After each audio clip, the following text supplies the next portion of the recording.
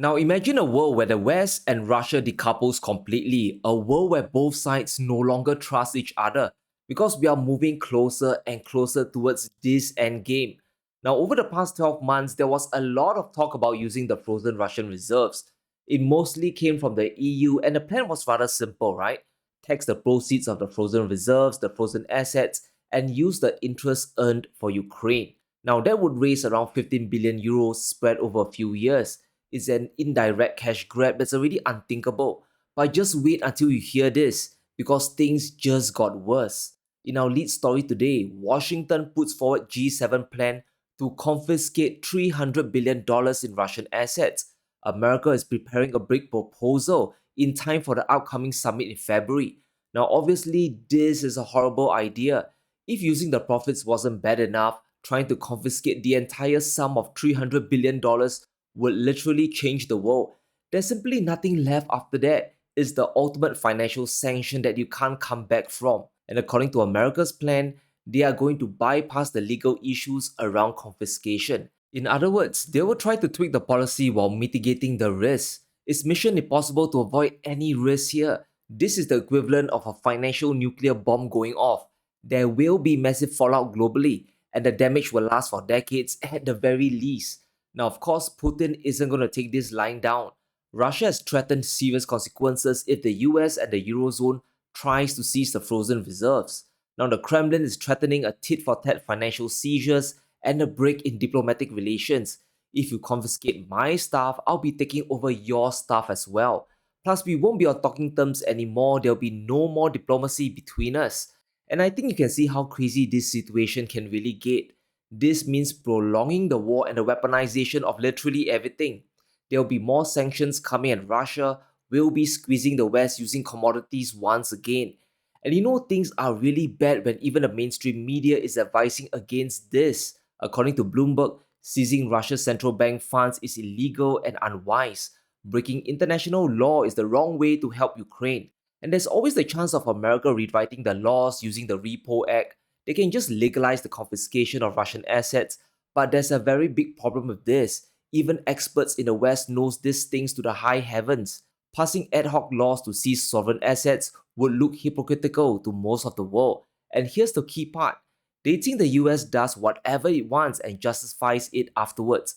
By seizing Russian assets with bespoke legislation, Washington would feed that narrative of hypocrisy.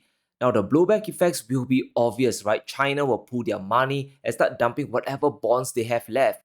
Other countries, like even Saudi Arabia, might stop rolling dollars into US investments. Money will flow away from the West into other banking sectors like Hong Kong. And the moment this becomes official, I'm heading out to buy 10 ounces of gold, guys. This will freak out the world. It doesn't take a genius to see where all the money will flow into. And let's go through Russia's counter seizure because it's a serious threat. Moscow has confiscated Western assets before, and this tit for tat financial grab will continue to escalate. Just like how Russian money is trapped in Belgium, a ton of Western assets are locked within Russia as well. Now, back in July, they took over the operations of Danone and Carlsberg. The assets belonging to French and Danish companies were confiscated. And this confiscation is getting wilder. Heineken's Russian operations have been sold to a small business owner for nearly nothing. The entire operation, including 7 breweries, was sold to the guy for €1 and a promise to repay around 100 million in debt. He basically got all the assets at a fraction of the cost. It's not just consumer goods that are being targeted. Russia is also moving to grab the big prize, which is energy companies from the Eurozone. Putin is moving to take over shares of a colossal oil and gas field, assets owned by Austrian and German energy companies. Their 60% stakes in the fields are now magically gone and taken over by Russia. We are witnessing the decoupling of the West and Russia in real time. Now, back in 2022, Germany also took control of a Russian-owned refinery that supplied 90% of Berlin's fuel. So confiscations are happening on both sides. If Europe and the US, they all move to grab the $300 billion, I think that's it, right? There's no coming back once you cross that financial Rubicon. Sure, the money will go a long way to fund Ukraine for at least a couple more years, but it would spell the end of Russia-US relations. Could it get worse? It absolutely can, because Novak, he just revealed something shocking about Russian commodities. Russia no longer needs to sell to the West to generate the bulk of their revenue. According to Novak, China and India collectively accounts for 90% of Moscow's crude exports. I don't think the oil isn't reaching Western markets, guys. It absolutely is. They're just getting resold at a higher price. The oil flows to India, it flows to China before getting re-exported out with a big markup. And this means Russia can start playing all sorts of games using their commodities. They could cut away any remaining supply to Europe to inflict pain, or they could even demand extreme terms to trade with the West. Now, this next chart might shock you. It shows that the Eurozone still isn't as decoupled from Russian energy as you might think. There's still an enormous reliance across the board. In November 2023, the EU collectively contributed to 17% of Russian revenues from fossil fuels. That's almost the same amount as India. The Eurozone still buys a ton of oil, LNG, and pipeline gas from Moscow, totaling over 2.7 billion euros for the month. If there's a break in diplomacy, Russia could demand all sorts of funny terms and conditions to continue trade relations. They could demand Europe pay for commodities in rubles or the Chinese yuan. They could even ask for upfront payment or prepayment for oil and gas. Europe might be forced to pay first and collect later because there's no trust left. And as we move towards 2024, global trade between the East and the West is about to get a whole lot more complicated. You won't really imagine what's going to happen, right? So why is the West moving to confiscate the frozen reserves, the frozen assets? It's because Russia's economy is not really collapsing. In fact, they are upping the ante and doing a show hand in this economic war. Now, if this was a poker game, Russia has just pushed all the chips to the table and the West has to find the money to somehow keep the game going. It's now a sunk cost fallacy where they can't bring themselves to fold their hand. From Bloomberg, the Russian finance minister says Russia has enough budget to pay for their war. The budget income was higher than the forecast, which means the war chest isn't depleting anytime soon. And here's where things get kind of tricky. Moscow is planning to increase defense spending from 6.4 trillion rubles to nearly 11 trillion in 2024. That's $112 billion worth, which is a 70% increase from this year. In contrast, America has officially run out of money for Ukraine. They passed the final $250 million package for Ukraine on Wednesday, and this is the last tranche of money until Congress passes Biden's $60 billion funding request. Now, I don't know if Biden will get a $60 billion pass, but I'm sure Ukraine will still get something to keep the fight going. After all, they are warning the West that their pensions and salaries will go unpaid without Western aid. But let's take a moment here to discuss Europe's latest effort to expedite funds to Ukraine. Now, even though Hungary is blocking the 50 billion euros, the Eurozone might have found a loophole. There could be a plan B to keep the money flowing. The Union is preparing a backup plan worth up to 20 billion euros using a debt structure to sidestep Orban's block. Now, this is going to be very interesting because now the ECB is going to get involved. So, countries like Germany will issue guarantees to the EU budget. The Commission will then borrow the money from investors. It's basically issuing war bonds for Ukraine. The EU will be getting to debt to fight the Russians. But this isn't 2020 anymore when rates are low. Borrowing costs are much higher today. They are adding a bigger debt burden at a time when the EU is one step away from recession. In the latest November auction, the EU sold over 25 billion euros worth of bonds at nearly 3.2% yield. That's a higher rate than back a few years ago when yields were negative. This is money that has to be paid back with interest, and that's why I believe Russia's reserves are as good as gone, right?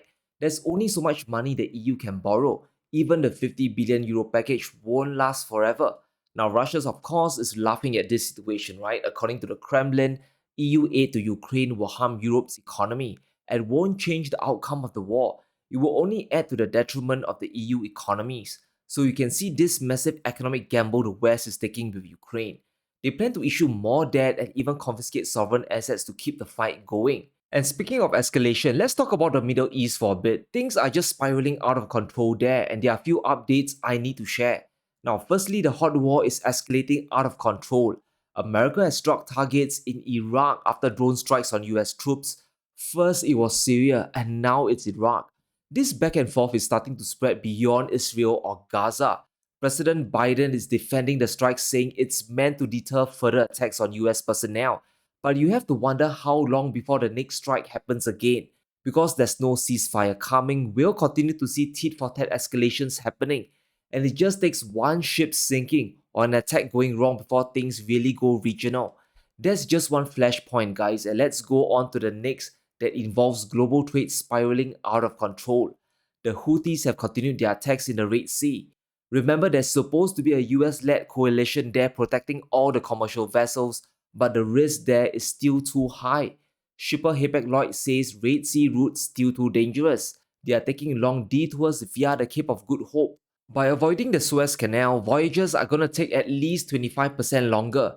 Then you have to add in the cost of delays, shipping insurance will hit up as well, and you'll be burning more fuel. This points to consumer goods going up in price. We are starting to see less traffic heading through the Suez Canal. Cargo ships and tankers, they are all avoiding the Suez. Just look at the crazy diversion of vessels moving away from the canal and swinging across South Africa. We are heading back to the 18th century, guys, back to the era of Napoleon, before ships could cut through the Persian Gulf. Within the US led coalition itself, big cracks are forming. Many of America's allies don't want to be associated with this operation.